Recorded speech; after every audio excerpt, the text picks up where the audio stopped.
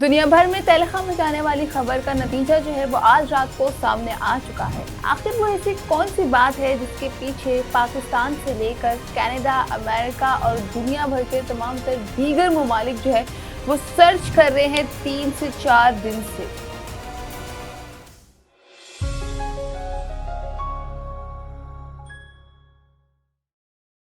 अस्सलामुअलैकुम एवरीवन, मुझे कहते हैं नेहा राठौर। आप मुझे देख रहे हैं इल्म की दुनिया के ऑफिशियल यूट्यूब चैनल पे। और आपको आज मैं बताती चलूँ कि गुज़िश्ता दिनों में एक ख़बर इंटरनेट सेंसेशन बनी हुई थी। आखिर वो ख़बर क्या थी, ऑलमोस्ट सब लोग जान सकते हैं और जानते भी होंगे। आपको बताती चलूँ कि टाइटैनिक जहाज़ एक ऐसी फैंटेसी है जिसको आज की जनरेशन से लेकर पिछली जनरेशन के लोग तक सर्च करना चाहते हैं, उसको विजिट करना चाहते हैं, उसके बारे में जानना चाहते हैं। टाइटैनिक का जहाज एक ऐसा मिस्टीरियस जहाज है जिसको 1912 में डिज़ाइन किया गया था और इस पे शर्त रखी गई थी कि ये ऐसा जहाज है, बहरी जहाज, जो कभी नहीं डूबेगा। मगर उसका अंजाम क्या हुआ? अंजाम यही हुआ कि हज़ारों की तादाद में लोगों ने वहाँ पे सफ़र किया, इतनी महंगी टिकट्स खरीदी और एंड पे वो जहाज जो है वो डूब गया।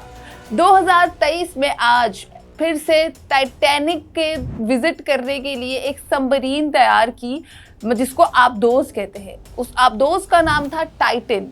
उसमें 5 लोग सफ़र करके गए 15 करोड़ की टिकट्स लेके। मतलब 15 करोड़ की टिकट्स, आप लोग इमेजिन कर सकते हैं कितने ज़्यादा रुपयों की टिकट लेकर एक सबमरीन का सफ़र करने गए जिसका नाम टाइटन था। और उस सबमरीन में बैठ के वो लोग टाइटैनिक शिप का विजिट करना चाहते थे। सबमरीन वो एक आबदोज ऐसा होता है जो कि पानी के बीचों बीच जाता है और पानी की गहराइयों में भी जाके आप लोगों को ऑक्सीजन प्रोवाइड करता है।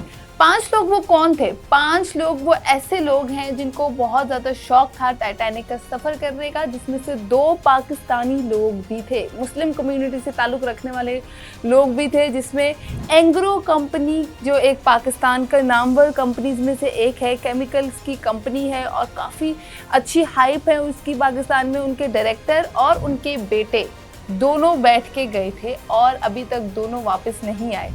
वापस नहीं आने से काफ़ी दिनों तक उनके ढूंढने पे सर्च ऑपरेशन चलता रहा। सबमरीन आखिर पानी के अंदर उतरी मगर वो गायब हो गई, मिली नहीं।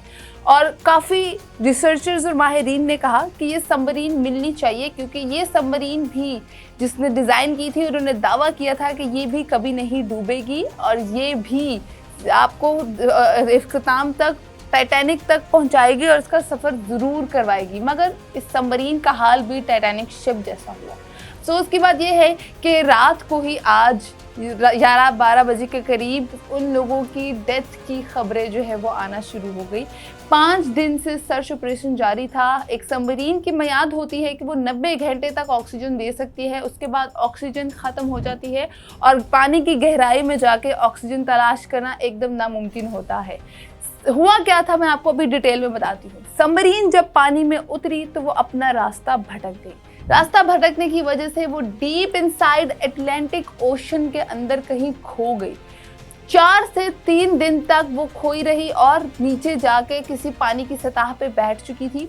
और वहाँ क्या हुआ कि ऑक्सीजन की मियाद जो है वो ख़त्म हो गई।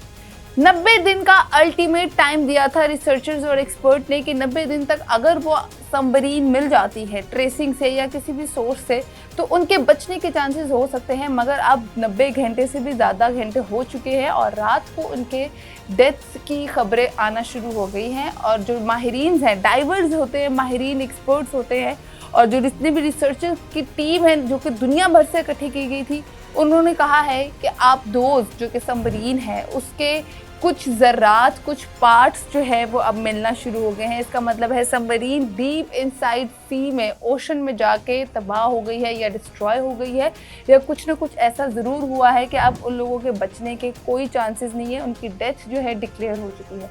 5 लोग 15 करोड़ की मौत खरीद के एक तरह से गए हैं। यहाँ से आप लोग अंदाज़ा लगाएं आखिर टाइटैनिक में ऐसी क्या बात है कि जो भी उसका सफ़र करना चाहता है वो कभी उस तक पहुँच नहीं पाता।